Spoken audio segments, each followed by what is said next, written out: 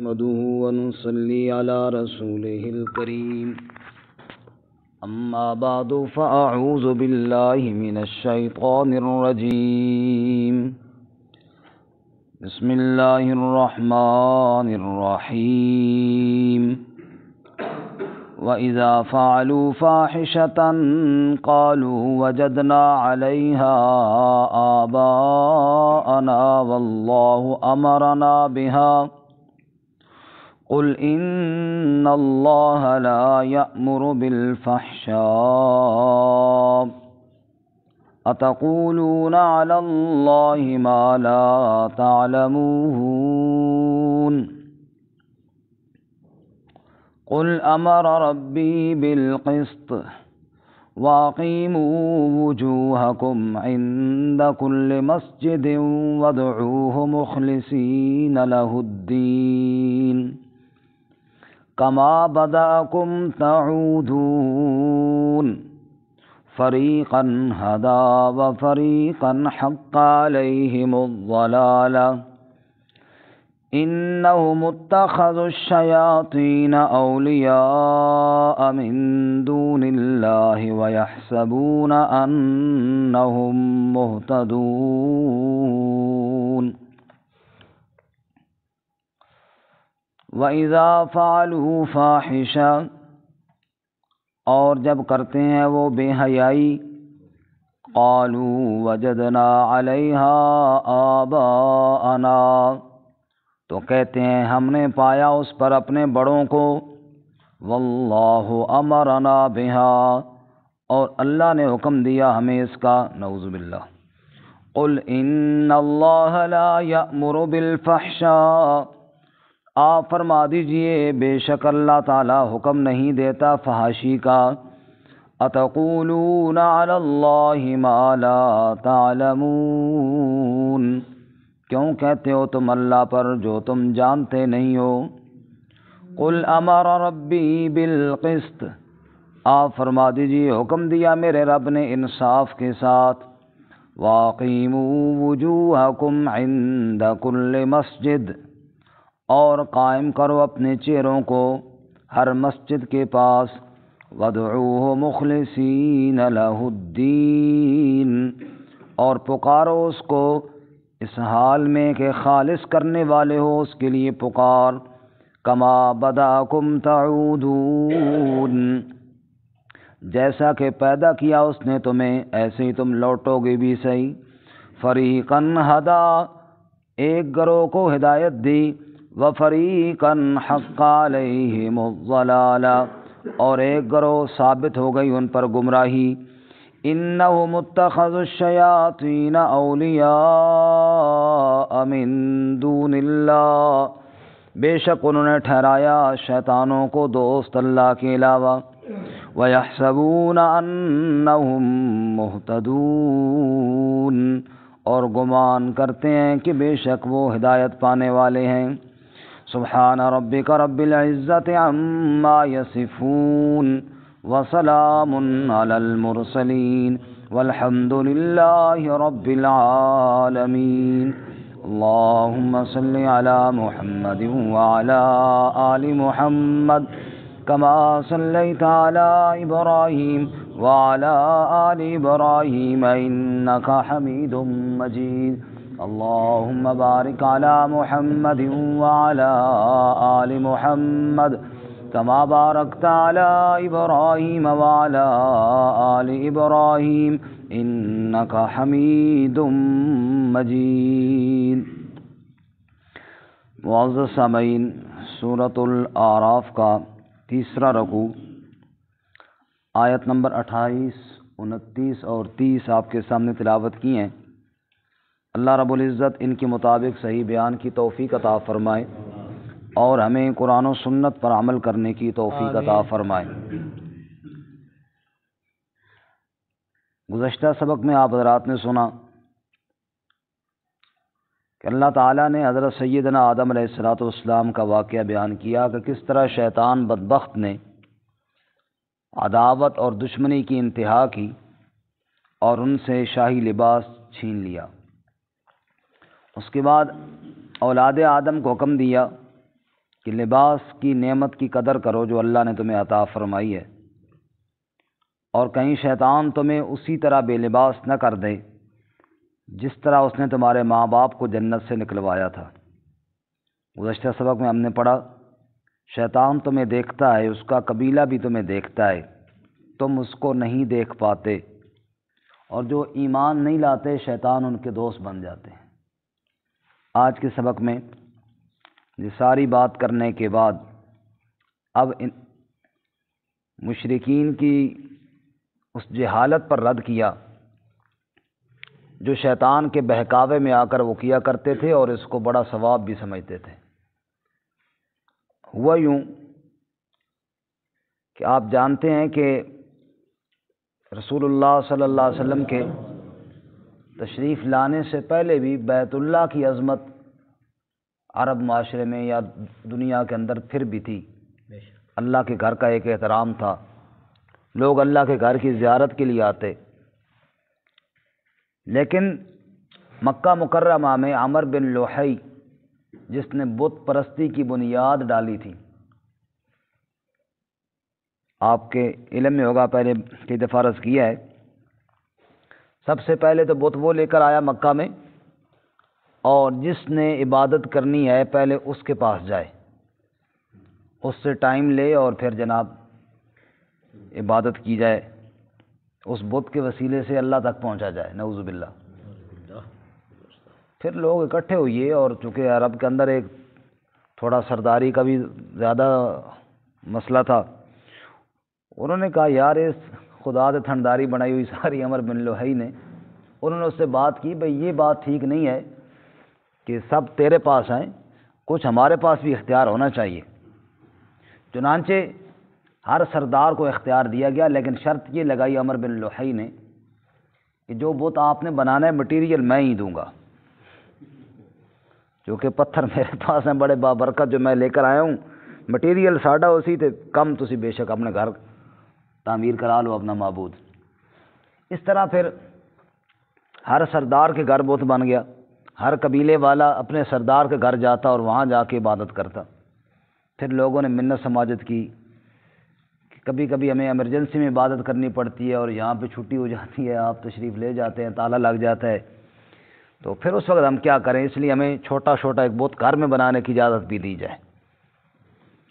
چنانچہ ان کا مٹیریل لو اور گھر میں بھی بنا لو۔ پھر جناب وہ ہر گھر کے اندر بت بنا۔ پھر انہوں نے کہا کہ جب بیت اللہ میں ہم آتے ہیں تو بت یا اپنے گھر میں ہوتا ہے یا جناب سردار جی کے گھر میں ہوتا ہے، جو وڈیرا ہوتا ہے اس کے گھر میں ہوتا ہے، یہاں آتے ہیں۔ اللہ کی عجیب سوچ ہے نا، رب رسے تے مت کھسے، اللہ کے گھر میں جا رہے ہیں لیکن پھر بھی اللہ کی ڈائریکٹ عبادت نہیں کر سکتے، مت ماری ہوئی ہے نا جی۔ اب وہ بت گھر پڑے ہیں تو اب یا تو ہر دفعہ بت ساتھ اٹھا کے لائیں، بعض دفعہ ایمرجنسی میں بندہ آتا ہے وہ معبود صاحب ادھر پیچھے رہ جاتے ہیں، اب یہاں پہنچے اب کیا کریں، اس لیے پھر سوچا بھی چلو ہر قبیلے کا ایک ایک بت بیت اللہ میں بھی رکھ دیں۔ وہ جو 360 بنے نا، وہ ہر ایک آیا اپنا اپنا رکھ دیا، ہر ایک آیا اپنا اپنا رکھ دیا۔ مولانا الطاف حسین علی مرحوم نے کہا تھا ہم ایسے خداؤں پہ حیران بڑے ہیں جو سنگین مزاج اور دل کے کڑے ہیں، کھڑے ہیں کھڑے ہیں، پڑے ہیں پڑے ہیں، جو ناپو تو بندے خدا سے بڑے ہیں۔ 1.5 فٹ کا بت ہے اور 7 فٹ کا بندہ اس کے سامنے جھک رہا ہے، کہتا ہے یہ میرا معبود ہے۔ تو یہ حالات بنے وہاں پہ۔ تو ایک قسم کی اجارہ داری وہاں چلتی تھی کہ جو یہاں پہ آئے وہ اپنی مرضی کا بت نہیں بنا سکتا جب تک ہم اس کو مٹیریل نہ دیں، یہ ایک ان کا نظام تھا۔ جیسے ایک بتوں کے متعلق ان کا یہ نظام چل رہا تھا، ایسے ہی بیت اللہ کے اوپر بھی گویا کہ پوری اجارہ داری تھی۔ سورہ اقرا میں ہے ارایت الذی ینہا عبدا اذا صلی، رسول اللہ صلی اللہ علیہ وسلم جب بیت اللہ میں نماز کے لیے جاتے نا جی، تو ابو جہل راستے میں کھڑا ہو جاتا اور آپ صلی اللہ علیہ وسلم سے پوچھتا آپ کہاں جا رہے ہو؟ آپ فرماتے میں بیت اللہ جا رہا ہوں۔ کہتا نہیں آپ نہیں جا سکتے، روکتا آپ کو۔ اس سے آپ اندازہ لگائیں کہ وہ اجارہ داری تھی کہ ہماری اجازت کے بغیر کوئی نہیں بیت اللہ میں جا سکتا۔ یہ مشرکین کا وہاں پہ طرز تھا، ان کا طریقہ تھا، ہماری اجازت کے بغیر کوئی نہیں جا سکتا۔ اور یہ واقعہ بھی آپ نے سنا کہ آپ صلی اللہ علیہ وسلم نے ایک دفعہ تالا کھولنے کی اجازت مانگی کہ میں بیت اللہ کے اندر جا کے نماز پڑھنا چاہتا ہوں، تو انہوں نے آپ کو تالا نہیں کھول کر دیا کہ ہماری اجازت کے بغیر کون اندر جائے، ہم نہیں جانے دیتے آپ کو۔ یہ ایک ان کے تسلط کا، اختیار کا ایک طریقہ تھا، حالانکہ رب العالمین کا گھر ہے، اس کے اندر تو سب کا حصہ ہے۔ جو اللہ کا گھر ہوتا ہے وہ اللہ کا گھر ہے، اور اللہ کے ہر بندے کا اس میں حصہ ہے۔ اسی لیے علماء نے لکھا، یہ جیسے یہ ہماری مسجد ہے، اس میں کسی آدمی کو نماز پڑھنے سے روکنے کی اجازت نہیں ہے، اللہ کا گھر ہے۔ ایسے ہی بیت اللہ میں اگر کوئی روکے کہ جناب آپ نہ پڑھیں نماز، یہ کیا بات ہوئی؟ اللہ کے گھر میں کسی کو روکنے کی اجازت نہیں ہے، جو آئے اللہ کے گھر میں آئے عبادت کرے۔ ومن اظلم ممن منع مساجد اللہ، اس سے بڑا ظالم کون ہے جو اللہ کی مسجدوں سے روکے ان یذکر فی اسمہ، کہ مسجد میں اللہ تعالیٰ کا ذکر کیا جائے، اس سے روکے۔ آج کل تو روکا بھی جاتا ہے برکیف، آج کل تو بورڈ باقاعدہ لگے ہوتے ہیں، یہاں پہ داخلہ منع ہے جی، خبردار کوئی آ کر یہاں پہ اللہ رسول کی بات نہ کرے۔ خیر، یہ ایک ان کا رواج تھا۔ اب وہاں پہ بیت اللہ کے اندر لوگ آتے طواف کرنے کے لیے، اب کوئی کہاں سے آ رہا ہے، کوئی کہاں سے آ رہا ہے، جب لوگ وہاں پہ جمع ہوتے، اب آئیں اور خود طواف کر کے اللہ کے گھر کا چلے جائیں، مکے والوں نے سوچا ساڑی تھنداری تو نہ رہی نا، ہم نے جو بیت اللہ کے اوپر تھنداری رکھی ہوئی ہے اس کے لیے بھی کوئی شرط ہونی چاہیے۔ چنانچہ انہوں نے یہ شرط لگائی کہ باہر سے جتنے لوگ آتے ہیں نا طواف کرنے کے لیے، وہ طواف کے دوران جو کپڑے پہنیں گے وہ ہم سے لیں گے، تب طواف کریں گے۔ عام کپڑوں میں جو ان کے پاس پہلے سے ہیں، جو گھر سے لائے ہیں، ان کپڑوں میں بیت اللہ کا طواف کرنے کی اجازت نہیں، جو آئے کپڑے ہم سے لیں۔ اچھا، اب جناب ان کے پاس اتنے کپڑے کے طرح حج کے موقع پہ جیسے ہزاروں لوگ آ جائیں تو سب کو چادریں دے سکتے ہیں؟ نہیں۔ اب انہوں نے کہا کہ اگر کپڑے مل گئے تو فبیا، نہ ملیں تو ننگا طواف کریں، اور کپڑے اپنے والے نہیں پہن سکتے۔ اور لاجک یہ بتاتے تھے کہ چونکہ وہ کپڑے جو ہیں نا جی، ان کے اندر آپ نے گناہ کی ہوئی ہیں، اور اب جب آپ اللہ کے پاک گھر کا طواف کریں گے تو گناہ گار کپڑے ساتھ پہن کے کریں گے، نہ نہ نہ نہ، یہ بڑی توہین ہے، بے ادبی ہے، وہ کپڑے سارے اتار دو اور ننگے ہو جاؤ اور اللہ کے گھر کا طواف کرو، نعوذ باللہ من ذالک، اور یہ بڑا ثواب دا کام ہے۔ اب بتاؤ یہ جہالت ہے یا نہیں ہے؟ بہت بڑی۔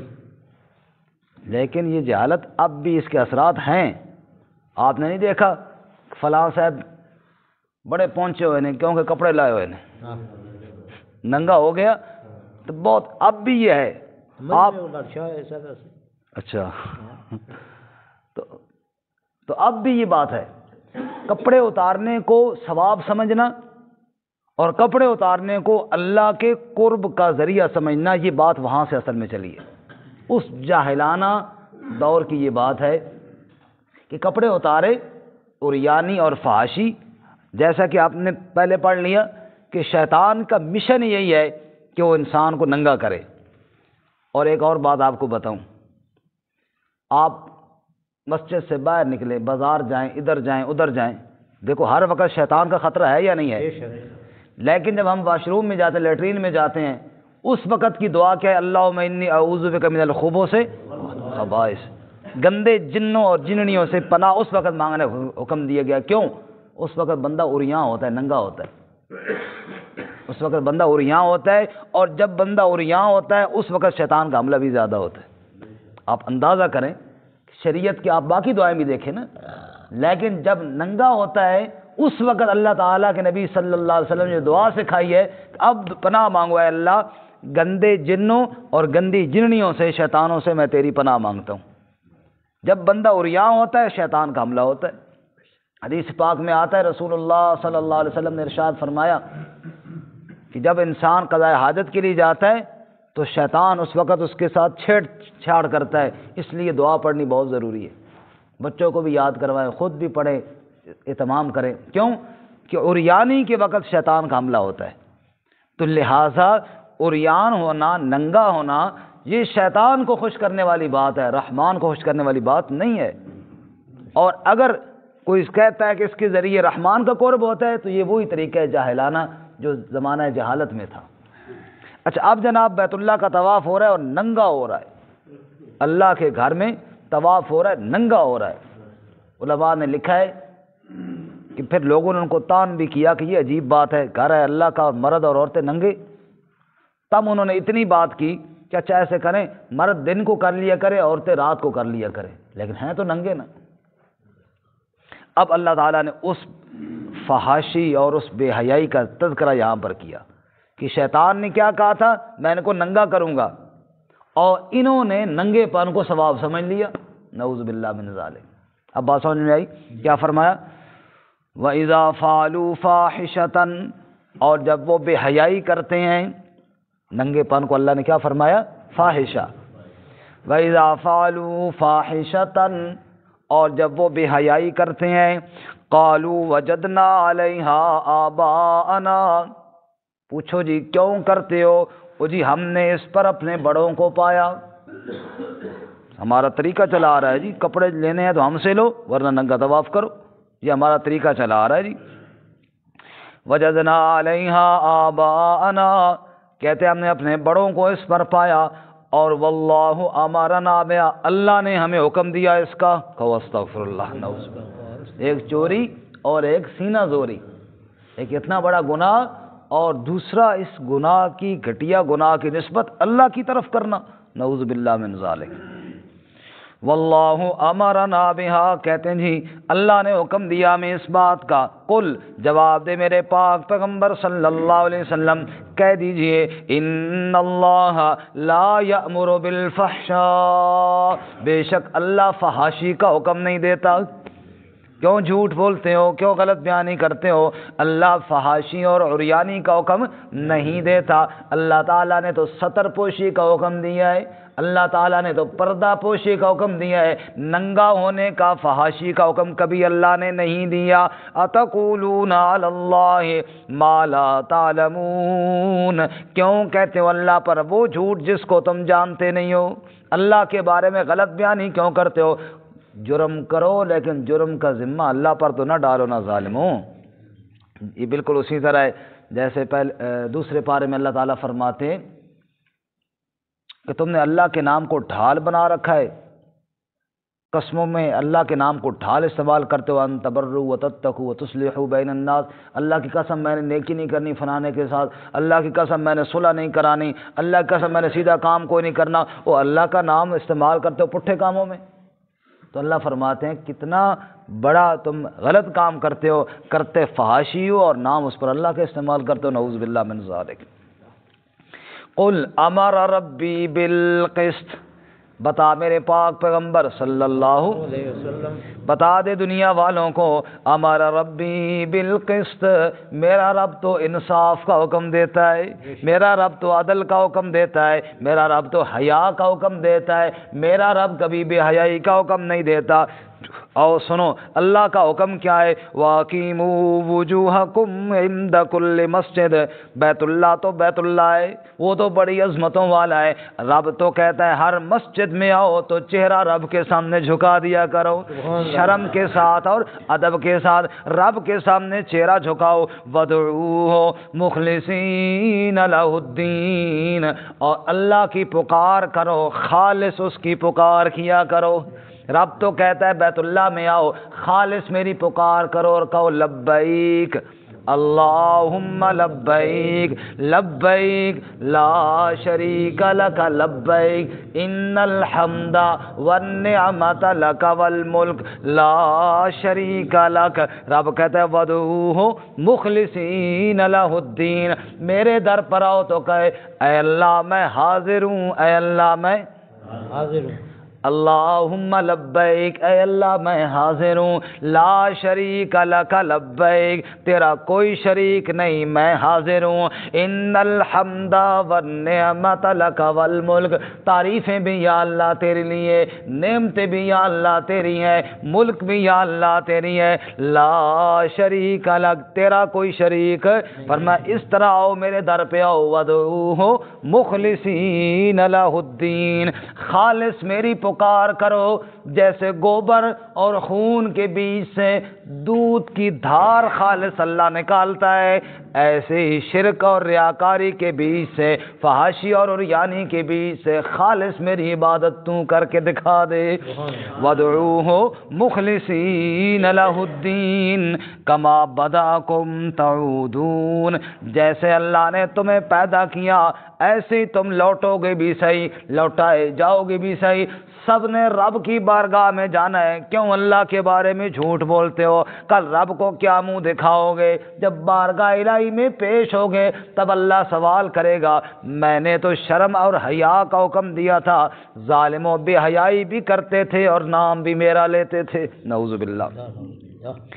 اب یہ ہوا کیسے؟ اللہ فرماتے ہیں فریقاً ہدا وفریقاً حق علیہم الضلالہ، اصل میں ہدایت اور گمراہی کا مقابلہ ہے۔ اصل میں کیا ہے؟ ہدایت اور گمراہی کا مقابلہ ہے، اجالے اور اندھیرے کا مقابلہ ہے، نور اور ظلمات کا مقابلہ ہے، دن اور رات کا مقابلہ ہے۔ فریقاً ہدا، ایک فریق تو ہدایت پر ہے، وہ تو بیت اللہ میں ننگا نہیں ہوتا، وہ تو فحاشی سے دور رہتا ہے، لیکن وہ فریقاً حق علیہم الضلالہ، ایک وہ گروہ ہے جس پر گمراہی ثابت ہو گئی، جس پر گمراہی سب بھٹک گئے سیدھی راہ سے، ننگا ہونے کو ثواب سمجھ لیا، نعوذ باللہ، پھٹک گئے سیدھی راہ سے۔ انہم اتخذوا الشیاطین اولیاء من دون اللہ، سوال پیدا ہوتا ہے کیوں ہدایت کو چھوڑ دیا، کیوں گمراہی کو اختیار کر لیا؟ وجہ کیا بنی؟ اللہ نے وجہ بتائی، انہم اتخذوا الشیاطین اولیاء من دون اللہ، وجہ یہ بنی اللہ کو چھوڑ کر شیطانوں کو دوست بنا لیا، اور جب شیطان دوست بنا تو شیطان نے تو ننگا ہی کرنا ہے، اور کیا کرنا ہے؟ شیطان نے تو عریانی کی طرف ہی لے کر جانا ہے، شیطان نے تو فحاشی کی طرف ہی لے کر جانا ہے۔ اب کسی کو دین کے رنگ میں لے کر جائے گا، کسی کو بے دینے کے رنگ میں لے کر جائے گا تو ننگے پن کی طرف ہی لے کر جائے گا۔ اللہ فرماتے ہیں انہم اتخذوا الشیاطین اولیاء من دون اللہ، انہوں نے شیطانوں کو دوست بنا لیا اللہ کو چھوڑ کر، ویحسبون انہم مہتدون، اور گمان یہ کرتے ہیں کہ بے شک وہ ہدایت پر ہیں۔ کام یہ الٹا کیا، اللہ کو ناراضگی والا کام کیا، کیونکہ رب نے تو ستر پوشی کا حکم دیا تھا، اس نے جناب ننگا ہونے کو دین سمجھا اور سمجھا کہ انہم مہتدون، وہ ہدایت پر ہیں۔ رب کہتا ہے نہ، ہدایت وہی ہے جو رب نے بیان کی ہے، ہدایت کا راستہ وہی ہے جو اللہ کے رسول صلی اللہ علیہ وسلم نے بیان کیا۔ رسول اللہ صلی اللہ علیہ وسلم نے کیا ارشاد فرمایا تھا؟